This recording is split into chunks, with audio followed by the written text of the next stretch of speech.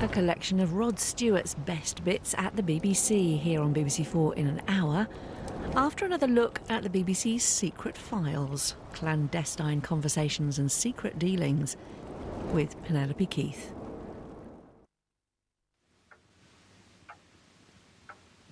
This is the British Broadcasting Corporation. Behind every BBC programme, there lies a network of correspondence. Get me London Airport, will you? Today, it happens electronically, but in the past, it was processed through a typewriter, usually in triplicate, having been dictated to a bored woman in a tweed suit. Very quaint. Each of these messages was filed away within the BBC's written archives. 4.5 miles of letters, memos, and manuscripts. They contain almost a century's worth of hopes, fears, disagreements, and consents.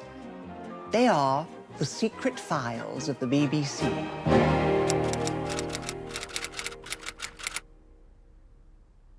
What better way to begin our journey through the archives than in the company of two of my favourites? I couldn't understand what slapping Derek's face had to do with the play. No. My name is not Derek. My name is Eric. Oh, I am sorry, Mr. Moron. You see, all I said... Today, my erstwhile sparring partners, Eric and Ernie, need little in the way of introduction. But in 1948, they were just another young double act searching for their big break. And, like many other eager hopefuls of their generation, they put pen to paper. Dear sirs, we would like to give an audition for television if it could be arranged. We do modern crosstalk and song and dance.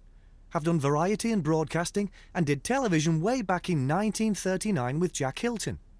Awaiting your reply, Eric Morecambe and Ernie Wise. The audition was granted, but wasn't rapturously received. Description: 2 young men in healthy Hank and lingering death makeup. Remarks: parts of this might be suitable. Suggestive material and dancing together should be omitted. They went on to have success on radio, and in 1954 were offered their own BBC television series, which, famously, failed. However, this didn't deter them, and they continue to stay in touch with their BBC colleagues. Dear Johnny, it seems a long time since we saw everybody in Manchester, but we often think about you all and wonder how you're all getting on. We have done very well in Australia, having had 2 good seasons in Melbourne and Sydney. Also appeared on TV and radio. Should be back in England about March the 7th. So after that date, we will be okay for radio or TV bookings. We managed to see the test in Sydney. Of course, we were very upset about losing the Ashes, but believe me, the Australians fielded a wonderful side and played some great cricket. Please give our regards to everybody, and we are looking forward to seeing you in the near future. Cheerio, Ernie Wise. That letter was written to the producer John Ammons, a man who would be instrumental in the enormous success of their later television series, which is why this recently uncovered internal memo to scriptwriter Edward Taylor is such a surprise. From John Ammons.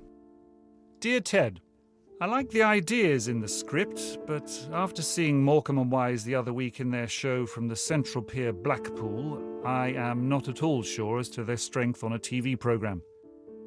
It seems to me that they have learnt very little over the past 5 years or so. Still working the old gags and, in my opinion, frequently working the wrong type of material.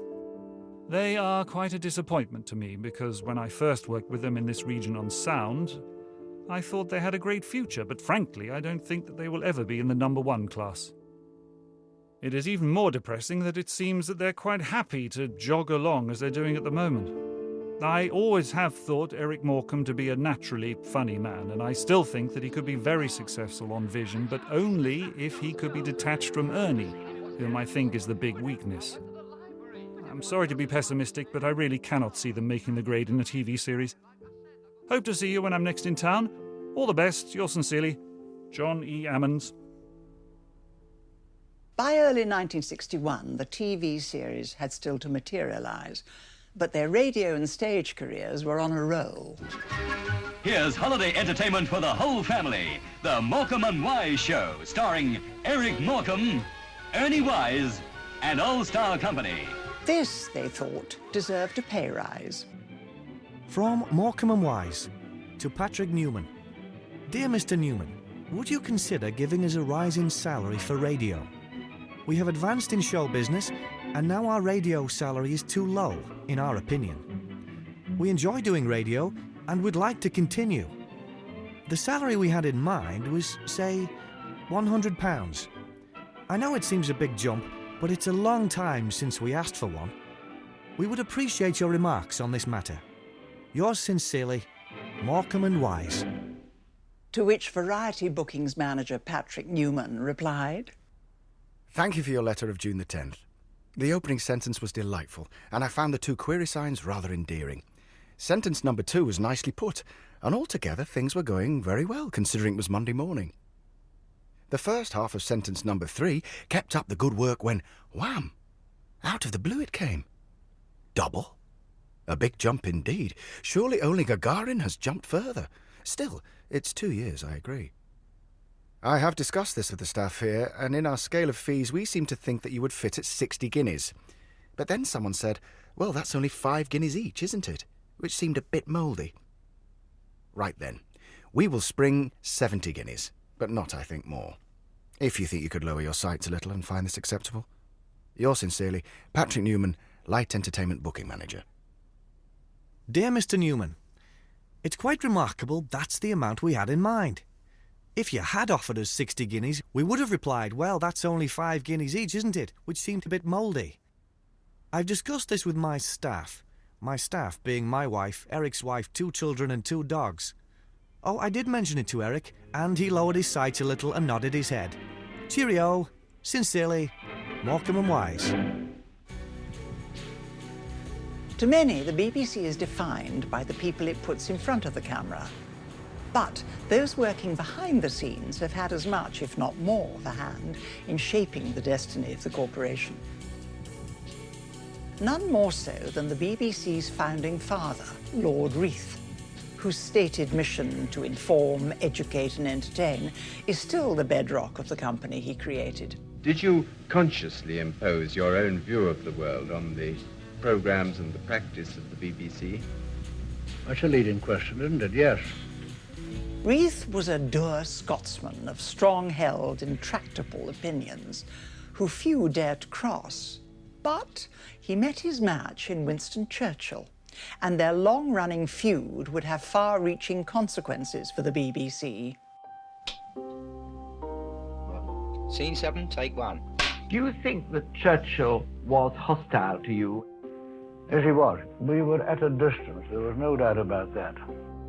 Where are we now? Their 2 huge egos first collided in 1926, when they fought over Churchill's attempts to take the BBC under government control. Reith won that one, but from then on, the battle lines were drawn. In the early years, Reith tried to avoid political controversy by allowing the parties to decide which political speakers would be broadcast. And they, of course, chose MPs who towed the line. Not something Mr. Churchill was known for, and he became increasingly frustrated with what he saw as the censorship of his views, especially after he lost his cabinet post in 1929. To Sir John Reith. Dear Sir John, I am very glad you liked my appeal on behalf of the blind. I am about to make a public offer to the BBC of £100 out of my own pocket for the right to speak for half an hour on politics. How ashamed you will all be in a few years for having muzzled the broadcast. Exactly the same thing happened in the old days, when they were afraid of freedom of speech and writing. But the obstructionists have gained no fame in history. How absurd to have a complete democracy and all access to them denied. This is going to be a bad year. Dear Mr. Churchill, thank you for your letter of the 29th. With regard to the offer which you are to make for the right to broadcast for half an hour on politics, do you really think we should copy the American plan of allowing what you realize so fully to be the immense potentialities of broadcasting to be available on a cash basis, irrespective of any consideration of content or balance? We have more than once been offered £100, not for half an hour, but for 1 minute. We are not obstructing anybody at the present moment. There has been no request from the parties since the last general election for political broadcasting. Yours sincerely, John Reith. Dear Sir John, I am sure the American plan would be better than the present British methods of debarring public men from access to a public who wish to hear. With regard to your last paragraph, you are certainly obstructing me. I wish to broadcast on grave political issues before the end of January. On what legal ground do you deal only with parties? I was not aware that parties had a legal basis at all, or that they had been formally brought into your license. Between 1930 and 1939, Churchill spoke only 6 times on political matters for the BBC. Even after Reith's resignation in 1938, he continued to write to try to get his views heard, and continued to complain bitterly when he was rejected. A fierce critic of appeasement, Churchill vented his spleen to a young BBC producer on the day after Chamberlain returned from Munich. Mr. Churchill complained that he had been very badly treated in the matter of political broadcasts and that he was always muzzled by the BBC. He went on to say that he imagined that he would be even more muzzled in the future, since the work at the BBC seemed to have passed under the control of the government. I said that this was not in fact the case, though just at the moment we were, as a matter of courtesy, allowing the Foreign Office to see scripts on political subjects. The point is, WSC seems very anxious to talk. Guy Burgess. A fascinating record of a conversation between Cambridge spy Guy Burgess, arguably this country's most infamous traitor, and the man who would become its most potent patriotic symbol. Eventually, Churchill returned to the cabinet as First Lord of the Admiralty and began to broadcast more frequently. However, the BBC was still not convinced of his powers of oration. First Lord of the Admiralty answers Nazi propaganda. Nowadays, we are assailed by a chorus of hurried threats. If words could kill, we should be dead already. We are in a very different... In view of the fact that the opinion generally expressed about Churchill's last broadcast was that it was deplorable but probably good propaganda in Canada and America, it might interest you to know that a young Canadian lawyer who has just flown over on the Clipper remarked to me what an unfortunate effect it had had among his friends in Canada. The Nazi government exudes through every neutral state. This is interesting, and makes one more doubtful than ever regarding the value of Mr. Churchill's broadcasts. In addition, of course, he has managed to offend both Italy and the US in successive talks. During the war years, Churchill's relationship with the BBC thawed somewhat as antipathy gave way to mutual need, and the new Director General took a more conciliatory approach than his predecessor. Tonight, I speak to you at your firesides, wherever you may be, or whatever your fortunes are. I repeat the prayer around the Louis d'Or. Dieu protège la France. My dear Prime Minister, I was very sorry I was not able to come for your broadcast last night. May I therefore be allowed to congratulate you most warmly upon it? It came through here superbly, in both languages, and it will obviously have a profound effect in France and all over the world. And you will be sorry to learn that a bomb exploded right in the middle of our cake here last week. unhappily with the loss of 7 lives, several other casualties, and the wrecking of most studio and other facilities above ground. All of our broadcast services, however, went on without interruption. Yours sincerely, F.W. Ogilvy.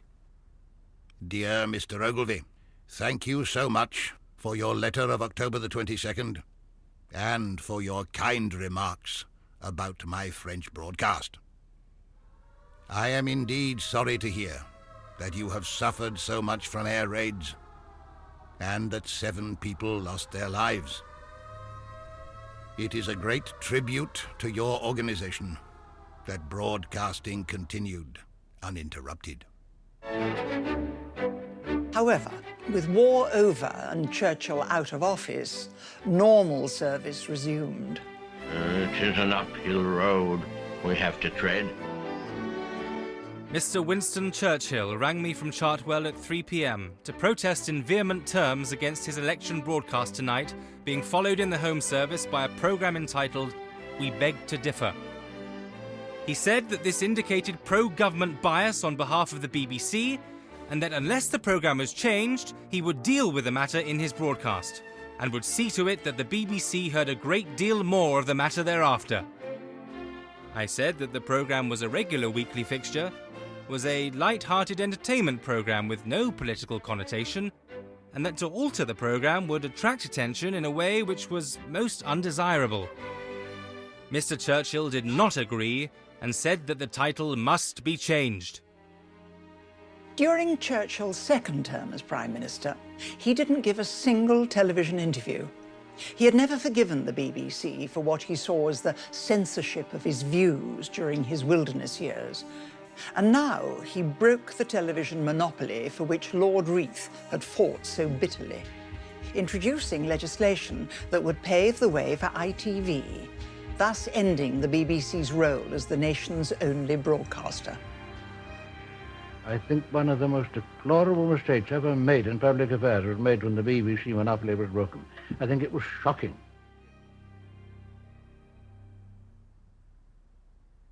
During his time in office, Lord Reith kept an iron grip on the organisation he'd created.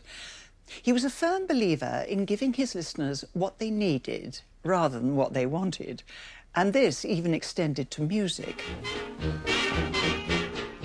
Jazz in its place is all right, but do you not agree that it has got altogether out of its place in the life and interest of a considerable section of the community, and that to some extent anyhow, it is degrading? Was all aglow and heaven was in your eyes the night that you told me.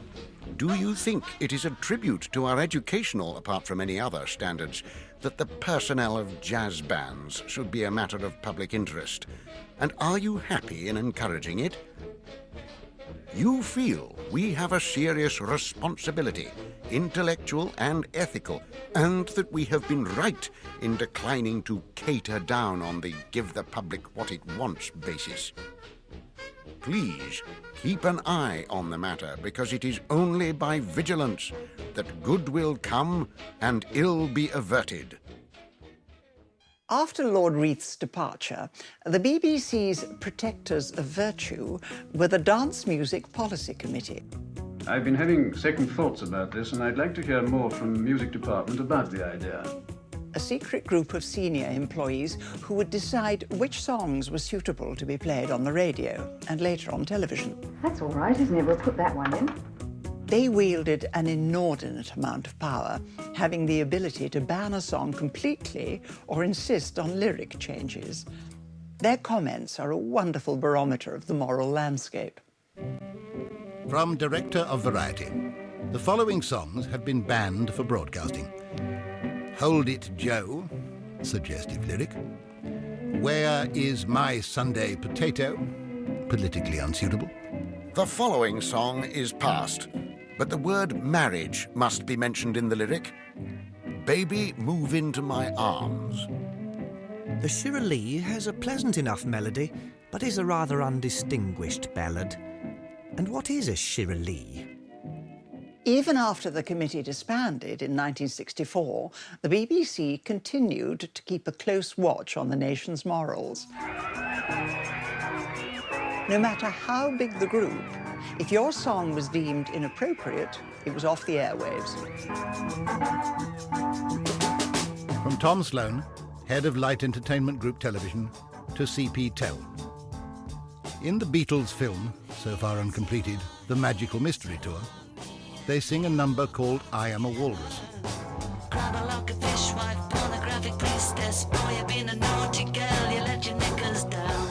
The lyrics contain a very offensive passage, and after talking to Anna Inston, we have both agreed not to play it on radio or television. Although not officially banned, it will not be heard on Top of the Pops or Jukebox Jury. I should be grateful if you would ensure that any other possible outlets are similarly blocked off. In fact, the whole advent of rock and roll presented myriad problems for the BBC.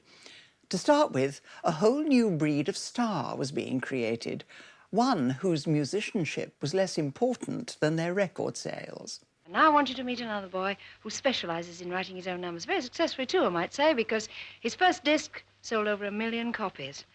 His name is Russ Hamilton, and we think he's on to another winner with a number called I Had a Dream. I had a girl who loved no one but me. And this girl, she said she'd marry me. From Josephine Douglas, producer 6/5 Special, to head of Light Entertainment Television. The announcement, singing to his new record, was intended to convey the fact that a record was being played to a public who do not seem to grasp the significance of the word miming. This whole issue of miming to records is an extremely difficult one in this particular programme, as on many occasions the live work of the artists bears no relation whatever to their record performance. For example, the 6/5 Special public wanted to hear Russ Hamilton. The Russ Hamilton of record fame, who is in fact the best-selling ever British artist in America, does not exist. He cannot play the guitar, neither does his singing voice resemble that on the record. The fact remains that the record personality is the one which our public are interested. Is it right, therefore, to present him a record personality, which is all he is, in a mediocre performance? Is it wiser, indeed, not to present him at all? This is the problem facing us with many artists of this type.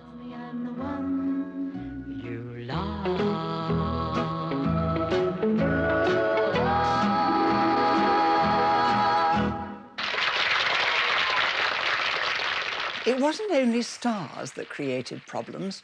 The rise of 1960s counterculture left the solid gentlemen's club of the BBC perplexed in the extreme.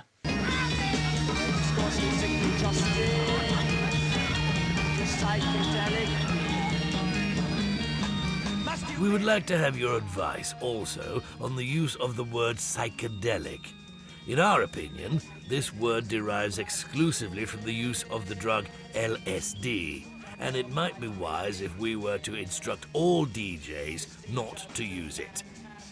On the other hand, this is only our opinion, and other people claim that the word is not connected exclusively with drugs at all. Would you please advise us on both points, and on our policy regarding all discs alleged to contain references to or be based on drugs and drug taking?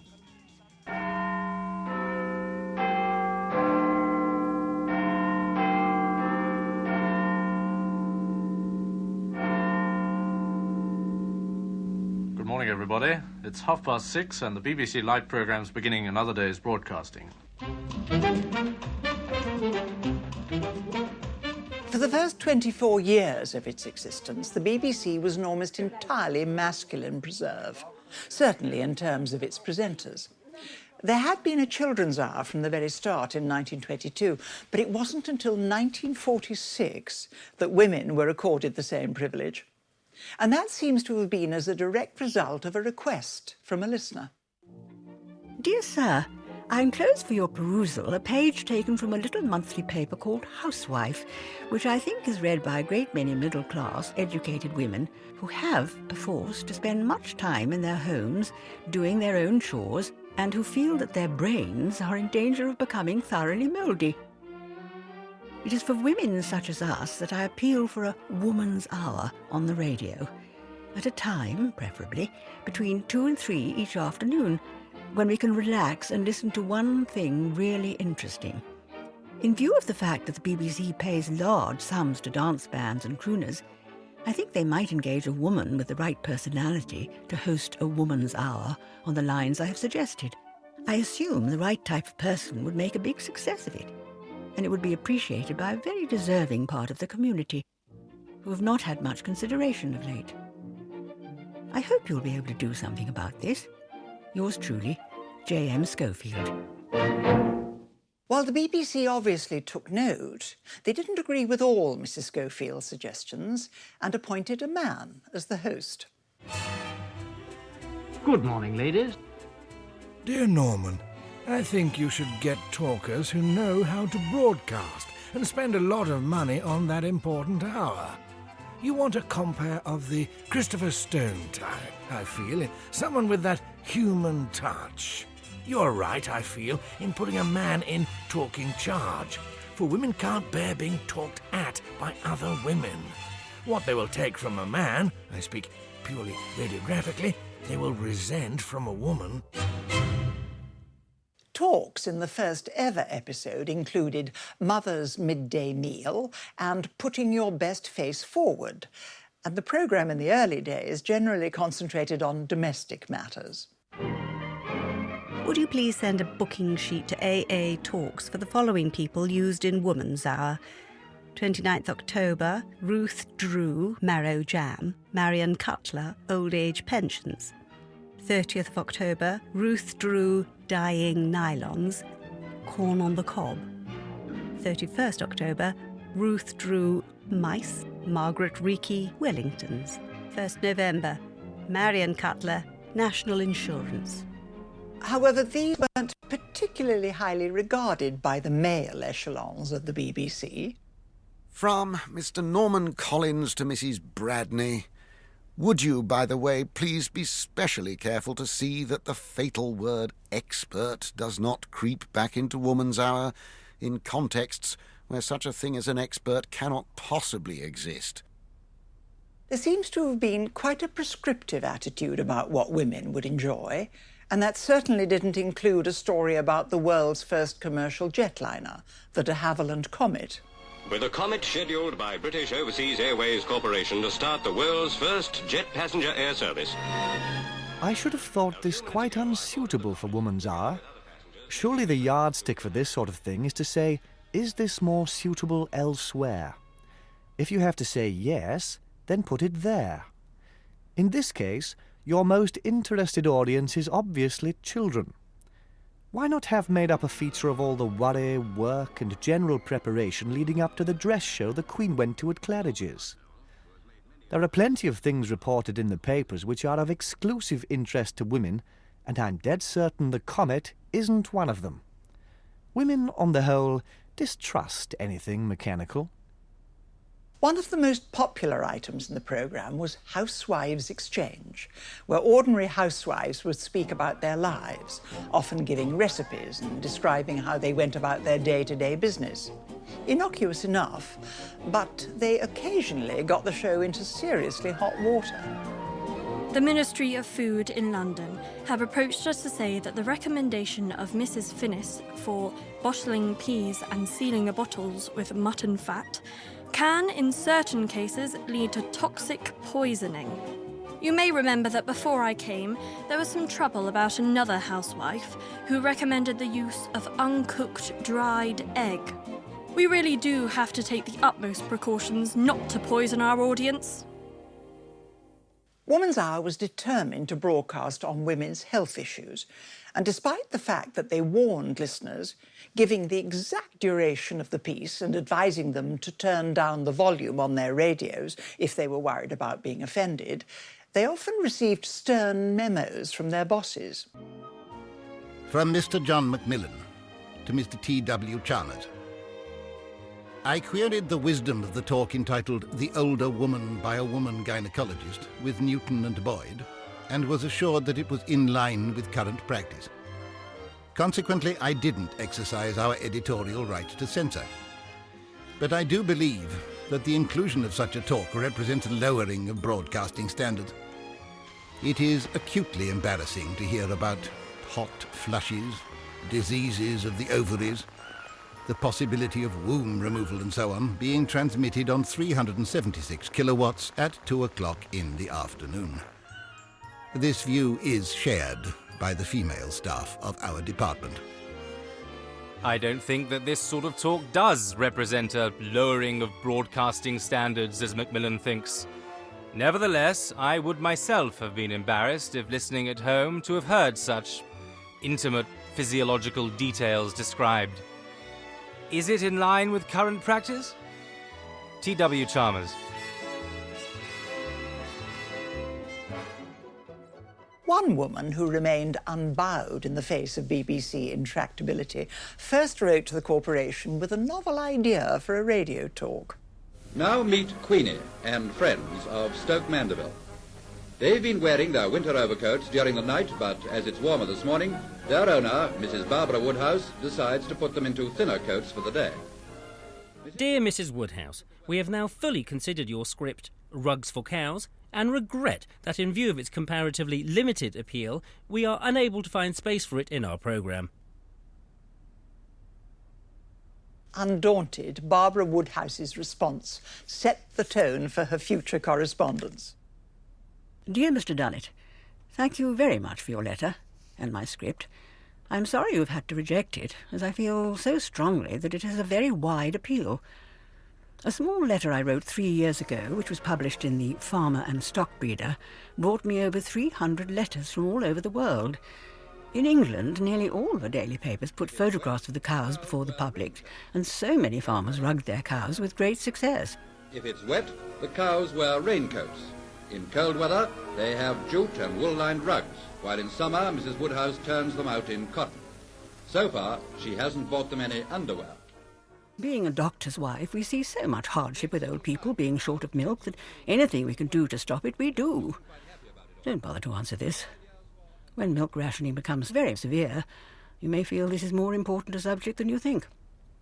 Yours sincerely, Barbara Woodhouse. She had more luck with Woman's Hour, where she gave a talk on taking my cows on holiday. But her further suggestions for talks on domestic service, rain, original ideas for children's parties, and men were rejected. Not content with making the odd guest appearance, she wrote to the BBC offering herself as a regular commentator. However, the powers that be didn't even think she was worth an audition. To Mrs. B. Wontner. Dear Madam, thank you for your letter and for your application for a commentary test. As I'm sure you will appreciate, we have received a great number of similar applications from would-be commentators. It is only possible to shortlist a very few of them for interview, audition and training. I regret, therefore, that I am unable to place your name on this shortlist. Yours faithfully, CFG Max Muller. Unsurprisingly, Barbara didn't take this lying down. Dear Sir, thank you for your letter, turning down my request for a commentary test. I feel it must be very difficult to shortlist anyone without hearing them speak, and to turn any applicant down just on a letter seems very short-sighted to me, especially as you obviously don't even know who I am, as you got my name wrong. I don't mean this rudely, but I've been told so many times I have the perfect voice for broadcasting that it seems queer to me that so many people can be possessed of the same thing. I got my first job broadcasting simply by someone hearing me speaking to the receptionist at the BBC. Yours faithfully, Barbara Woodhouse. Are you ready? Forward. Don't forget to jerk your dogs. That's right, about turn. Undeterred, Mrs. Woodhouse continued her assault. And when her idea for a television programme on making clothes for children was rejected, wrote to the producer pushing other ideas. My subjects are varied, having, I think, done more in my 46 years than most women would have done in 100 years, and I don't mean this boastingly. To mention just a few of my previous occupations, I have a diploma in 17 subjects, including building construction and surveying, engineering, etc. I was a teacher of dancing, I dress designed, I was a hospital receptionist, dance hostess for the Cadena cafes, school teacher, professional swimmer and diver, played county tennis and hockey, won 2 motor reliability trials. Besides living years on a lonely estancia in the Argentine, breaking horses for Oxo, I have been a government milk tester, a farmer, still am. I have written and published 2 books myself and had 3 further ones published by Faber and Faber. I have written, directed and made 4 films.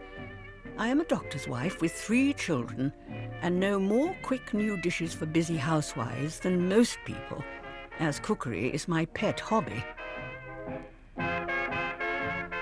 Besides this, of course, I run 4 dog training schools and write for innumerable papers overseas. If any of my experiences are ever any use to you, I should be pleased to be of use. Yours sincerely, Barbara Woodhouse. And as if all that wasn't enough, she added a postscript. P.S. I have just been on the Hamburg television for 1 hour, all in German. Self-taught in 3 weeks. Over 30 years after she first wrote to the BBC, Barbara's dogged persistence finally paid off. And in 1980, she was given her own series. It was a letter, of course, that did it. Dear Mr. Cotton, I know you realise animal programmes are popular because for the umpteenth time you are showing sheepdog trials. But for the dozens of people who write to me and say, when are you going to have a series on television training dogs your quick method? I feel you're missing out on something that would draw an enormous audience. Come on, walkies. Oh, walkies. Sit. This may sound all very boasting to you, but I am going to boast. I have a gift of training animals, which I doubt if anyone else in the world has. Sit. Okay, off you go. Walkies. I have trained 16,000 dogs plus, and am in the Guinness Book of Records as the world's top dog trainer. Yours sincerely, Barbara Woodhouse.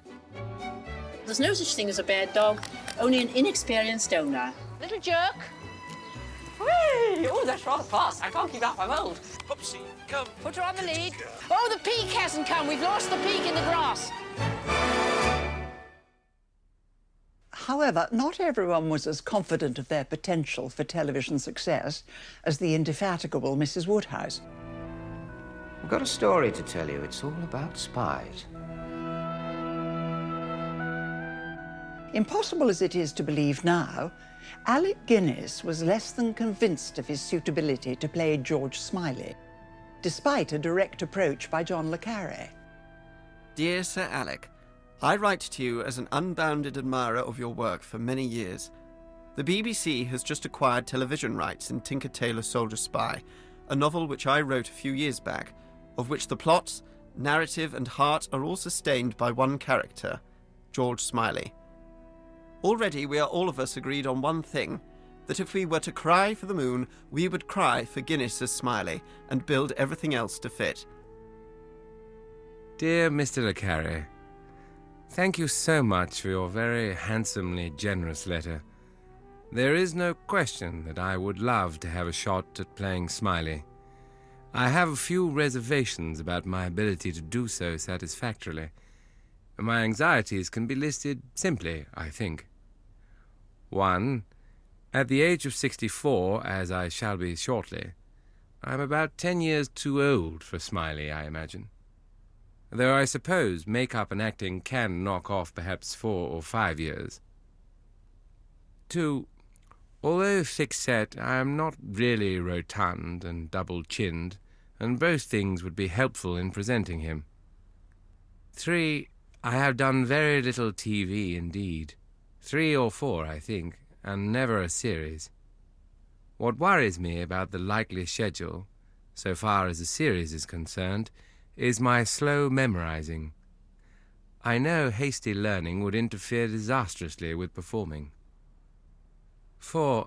I am rather anxious about the fact that Arthur Lowe, an actor I greatly admire, has already been seen in the part. Are you confident about the changeover? I'm not. So I can't tell the minister who'll do it, can I? He'll take the job, clean the stables, go backwards, go forwards, do whatever's necessary. It's your generation, after all. Your legacy. Another performer the BBC were keen to sign up was Tony Hancock, who impressed from the start when he auditioned with his comedy partner, Derek Scott. Two pleasant young men in lounge suits, not untalented and perform with verve, should prove suitable televariety or review. Hancock was soon making regular radio appearances, but as his star rose, so did his neurosis. He felt he deserved star billing in the Radio Times for his role in the series Educating Archie, but the BBC thought that belonged to another of the show stars, Alfred Marks. Hancock's concern is shown in this letter from his agent to Pat Hilliard, head of Variety. I'm sorry to have to take up your time with the following matter, but trivial as it may seem to you, with us it is all important, and we find ourselves in a somewhat difficult position with our client, Tony Hancock. In today's issue of the Radio Times, other than for the fact that Mr. Mark's name is not in the heavy type, he has been given top position after the title, which we feel is unfair to Tony Hancock. And I repeat, it has placed us in a most difficult position with him.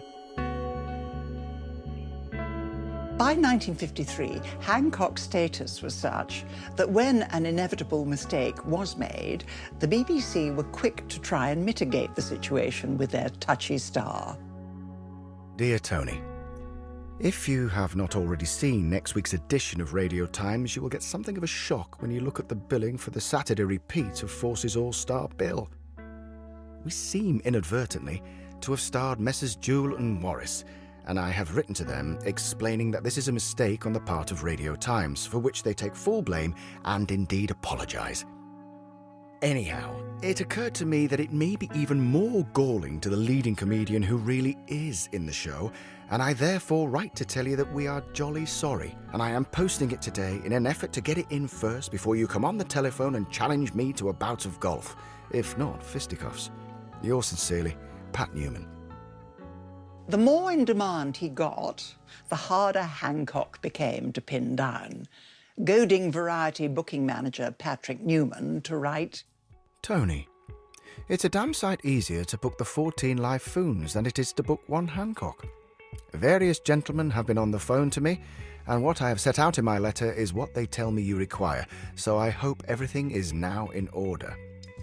I toyed with the idea of coming up to see your epic, but I know one young lady who lives there and who says Nottingham is not very pleased with your friend Tony Hancock. They think he acts in the manner that a Nottingham panto is beneath him.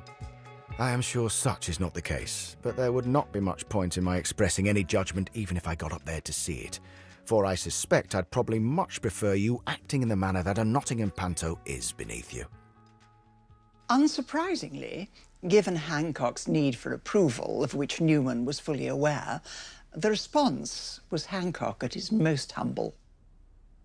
Regarding the remarks of the young lady from Nottingham, I found them a little hard to take after carting 14 stone of exhausted Hancock twice a day to the Grand solely for the pleasure of the children.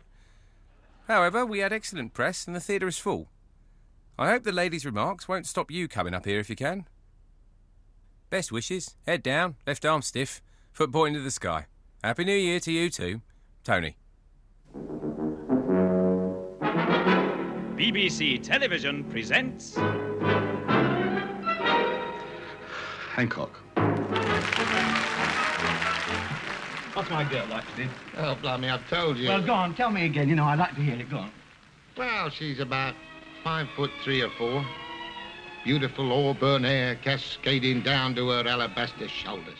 After a slow start, Hancock's Half Hour became one of the most popular programmes on radio and television. In fact, it was almost a victim of its own success. What's her name? Gladys.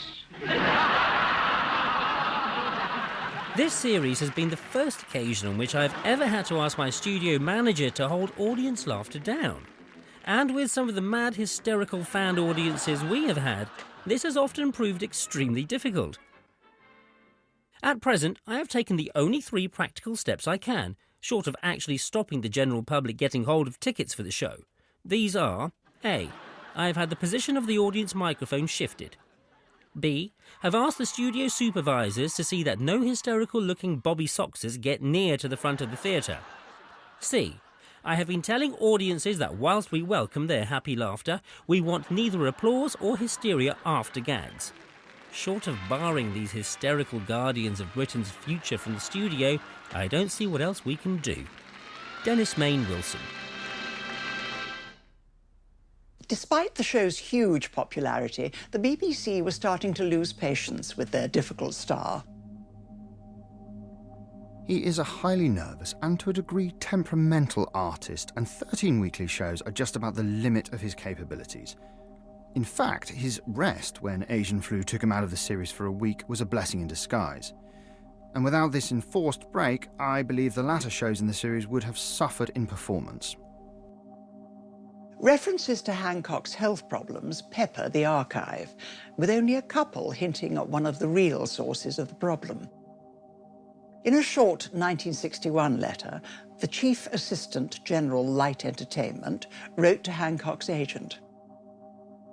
My dear Roger, I hesitate to approach you concerning a couple of small debts incurred by Tony during his recent series for us. They are in respect of a bottle of gin, 37 shillings 6 and brandy, 10 shillings, bought by 2 dressers and supplied in his dressing room. If you could arrange payment of £2, 7 shillings and 6, I will see the persons involved are reimbursed. And a letter from Tony Hancock, sent from Enton Hall Dietetic and Osteopathic Hydro and Health Farm to Patrick Newman, shows his ambivalence towards one of his many periods, detoxing.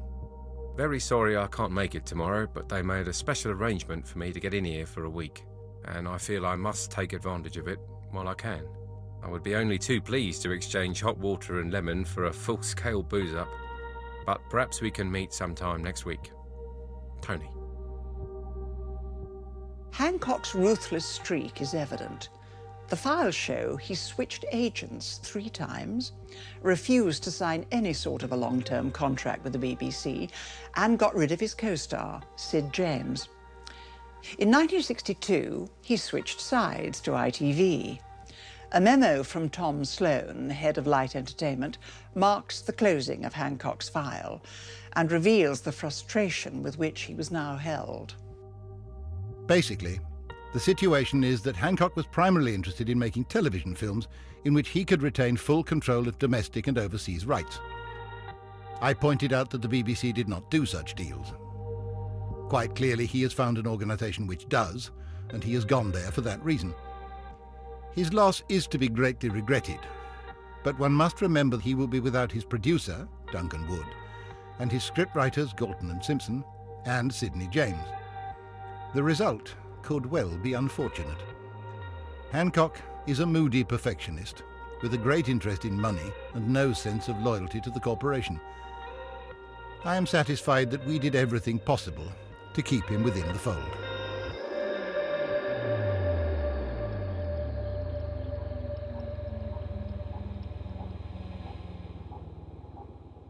While some files shine a light on the all-too-human frailties of our televisual heroes, others show the fallibility of the BBC itself.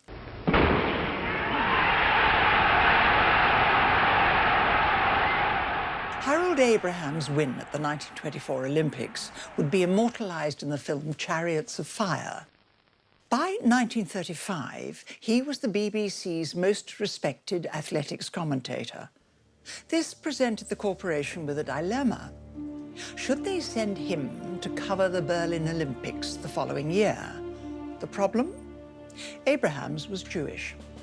He was quite willing to go, but felt it would be safer for him to travel as an official BBC representative rather than as a private individual. I'll let the BBC's Director of Outside Broadcasts take up the story. You will remember that at a programme board meeting in the late autumn, we discussed the advisability of using Mr. Harold Abrahams as our commentator at the Olympic Games. It was then felt that, while we were not prejudiced against him for racial reasons, it might be advisable to postpone a final decision as to his employment by us until nearer the time, when we should be able to see the state of feeling in Germany and the consequent probability of their differentiating against him in the matter of facilities. Mr. Abrahams came to see me a few days ago, and while he had no wish to force us into a decision that we did not wish to make, he said that it would be a great help to him to know now whether he was likely to be our official commentator. His point is that he does not feel justified in provoking a possible unpleasantness by going as a private individual, but he would not have any scruples about going in some official capacity. The point about this is, of course, that Abrahams is a Jew. He is our best commentator on athletics. Apparently, if we are prepared to come out into the open and label him the BBC commentator for the Olympic Games, he is quite ready to go to Germany. The question arises as to whether or not we should do this. We all regard the German action against the Jews as quite irrational and intolerable, and on that score we ought not to hesitate. But should we, as between one broadcaster and another, put aside all views of this kind and take the line that however irrational we regard another country's attitude to be, it would be discourteous to send a Jew commentator to a country where Jews are taboo? It seemed no one had an answer to that question, as the various executives argued it out by memo. I'm inclined to think it would be wise not to send Abrahams to the Olympic Games. I noticed the other day that the American Games authorities had only by a small margin agreed to participate in the Games at all. As a result, I imagine, of the restrictions alleged to be imposed in Germany upon the training and entry of German athletes. There are so many possibilities of friction in the situation that I feel it would be wiser to avoid the risk. There is even the minor danger that if Abrahams went and were courteously received, Germans would make capital out of their courtesy as showing that their ways with the Jews were misrepresented. I don't agree with the control of public relations, since by all accounts there will be no discrimination, and Abrahams is a good commentator. I think CPR's first argument might be used to show that we should leave the Games alone, not so as to rule out Abrahams. His second argument is, with great respect, a shade far-fetched. In the end, the BBC decided not to send him. Not because they were worried about his safety, but because they didn't want to offend the Germans. I've had the opportunity of talking unofficially with someone closely connected with the German embassy. He was reluctant for me to pass on anything he said, but I think you should know that his opinion about Abrahams in the Olympic Games was that it would be definitely impolitic for us to send Abrahams as our official commentator, but that there would be nothing unwise in using him if he was out there. I would suggest, therefore, that we stick to Control Board's ruling against sending Abrahams as our special commentator, and feel free to use him discreetly for some of the athletics. If you approve of this, I will explain the position to him, and there the matter can rest. Ich verkünde die Spiele von Berlin zur Feier der 11. Olympiade neuer Zeitrechnung als eröffnet. So the most respected athletics commentator in the United Kingdom travelled to the Olympics as a freelancer, with the BBC still planning to use him, but without offering him the protection of their name. A truth carefully hidden in this letter to the German Broadcasting Organisation. The names of the two representatives we are sending to the Games are Mr. A.M. Wells and Mr. T.B.R. Woodruff. As we previously explained, it is the intention of our representatives to secure the services of commentators from among the sportsmen and journalists who are present at the Games. Perhaps you could therefore be kind enough to provide them with a sufficient number of passes to admit the commentators as well as themselves to the microphone positions. No doubt you will give these to them on the spot, but meanwhile we should like to know with whom they are to get in touch on their arrival in Berlin. Yours faithfully, the British Broadcasting Corporation. But Abrahams would have the last word. Rather a lot of them, in fact, as his emotional commentary on the 1500 metres race would become a landmark, changing the face of sports commentating forever. Come on, Jack, 100 yards to go. Come on, Jack. My God, he's done it. Jack, come on. Lovelock wins. 5 yards, 6 yards, he wins. He's won, hooray.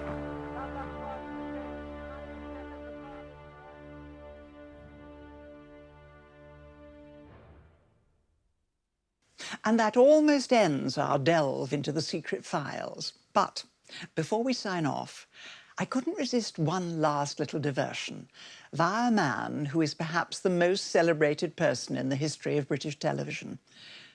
The subject of our final foray joined the BBC on a 3-month training scheme. And in a career that has spanned 7 decades, he's produced party political broadcasts, hand-reared baby parrots, grappled with foreign governments, trekked his way across the world, been controller of BBC Two, and changed the face of natural history programming.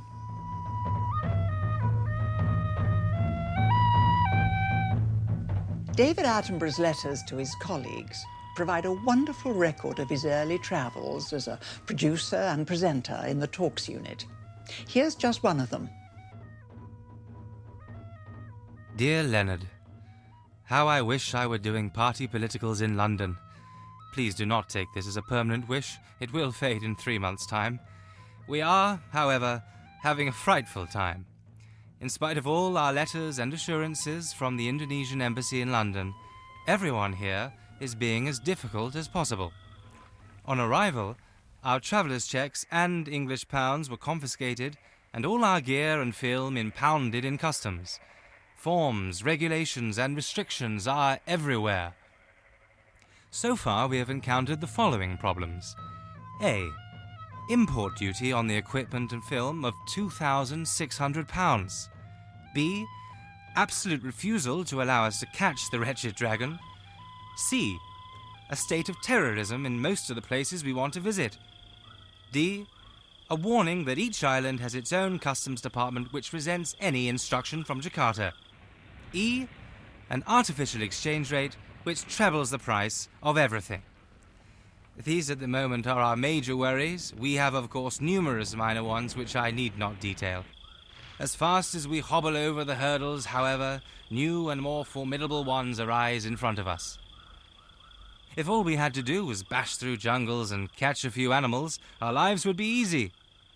I know I am in no position to complain. Well, the boy would go. And in fact, I am not doing so with any seriousness, for I feel sure that we shall at last get free of officialdom and into the islands. When we do, I am convinced we shall get material which will knock Ants into a cocked hat. Meanwhile, I am afraid our expenses are going to be more than I anticipated, and we may be sailing close to the limit of our bank balance by the time we approach the end of our trip. For safety's sake, would it be possible for Cyril to arrange for another £500 to be put to our credit in the bank? I don't think we shall need it, but we should assuredly be in a frightful mess if we did and hadn't got it. Remember me to anyone in the department who still recalls me. I feel we've been here for years. Yours, as ever, David.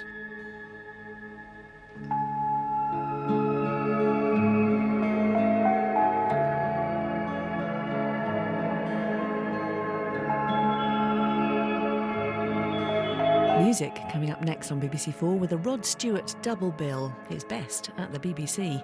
Next.